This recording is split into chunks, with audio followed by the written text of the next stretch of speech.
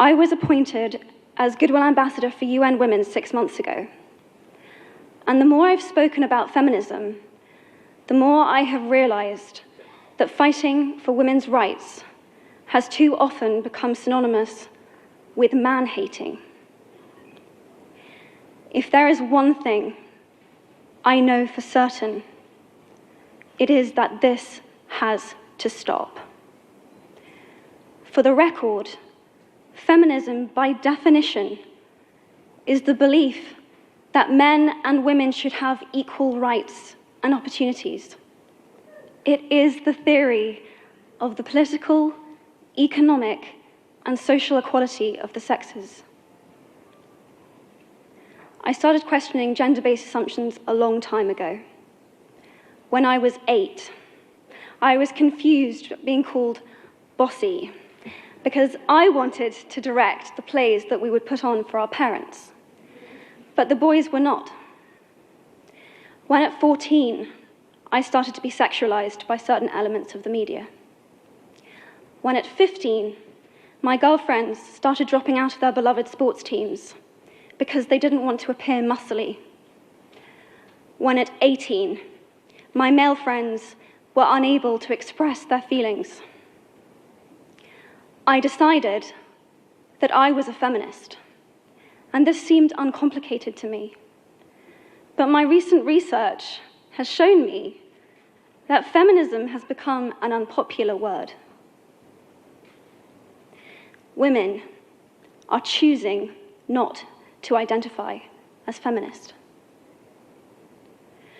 Apparently, I am among the ranks of women whose expressions are seen as too strong, too aggressive, isolating, and anti-men, unattractive even. Why has the word become such an uncomfortable one? I am from Britain, and I think it is right that I am paid the same as my male counterparts. I think it is right that I should be able to make decisions about my own body. I think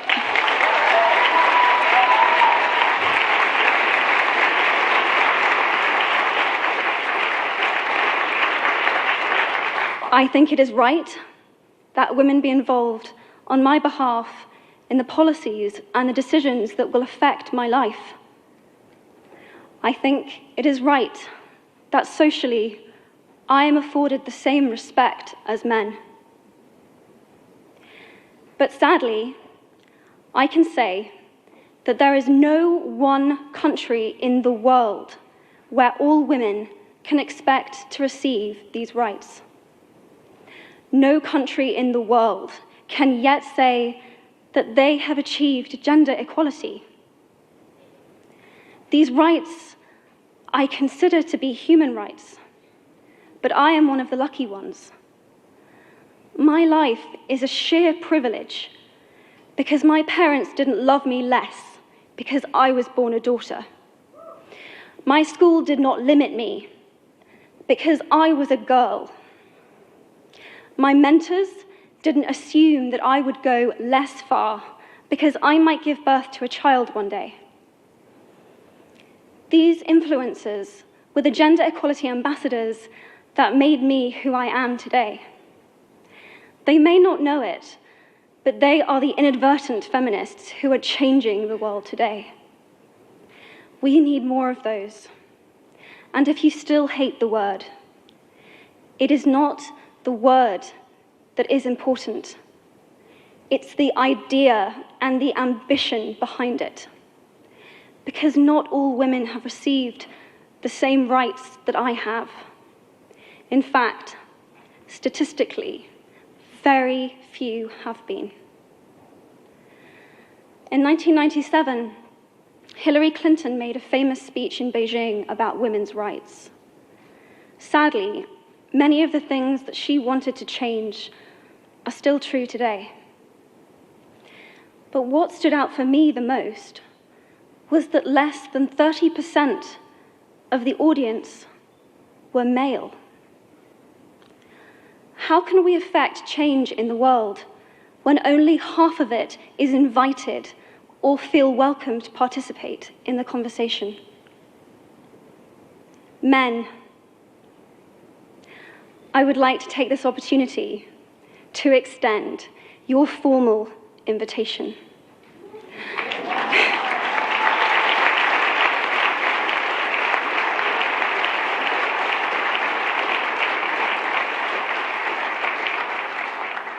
Gender equality is your issue too. Because to date, I've seen my father's role as a parent being valued less by society, despite my needing his presence as a child as much as my mother's. I've seen young men suffering from mental illness, unable to ask for help, for fear it would make them less of a man or less of a man. In fact, in the UK, suicide is the biggest killer of men between 20 to 49, eclipsing road accidents, cancer, and coronary heart disease. I've seen men made fragile and insecure by a distorted sense of what constitutes male success. Men don't have the benefits of equality either. We don't often talk about men being imprisoned by gender stereotypes, but I can see that they are, and that when they are free, things will change for women as a natural consequence. If men don't have to be aggressive in order to be accepted, women won't feel compelled to be submissive. If men don't have to control, women won't have to be controlled. Both men and women should feel free to be sensitive. Both men and women should feel free to be strong. It is time that we all perceive gender on a spectrum instead of two sets of opposing ideals. If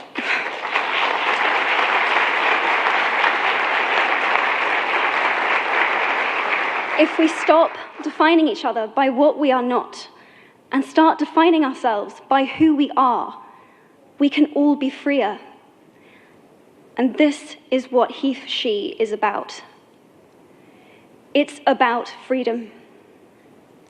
I want men to take up this mantle so that their daughters, sisters, and mothers can be free from prejudice, but also so that their sons have permission to be vulnerable and human too.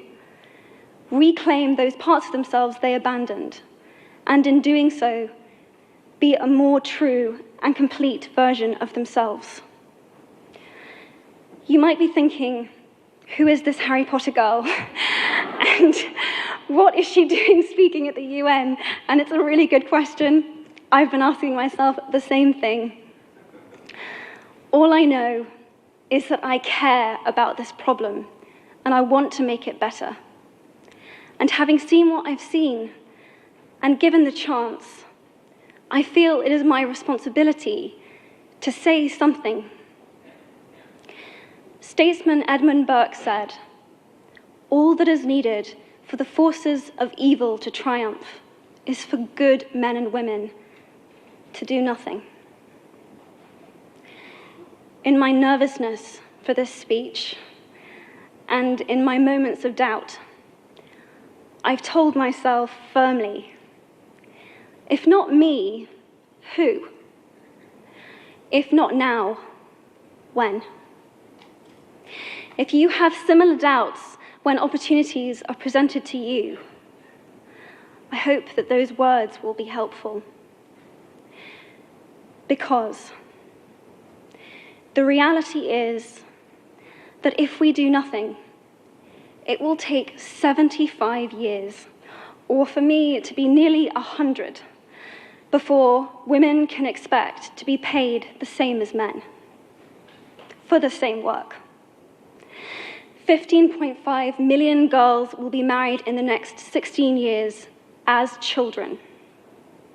And at current rates, it won't be until 2086 before all rural African girls can have a secondary education. If you believe in equality, you might be one of those inadvertent feminists that I spoke of earlier. And for this, I applaud you. We are struggling for a uniting word, but the good news is that we have a uniting movement.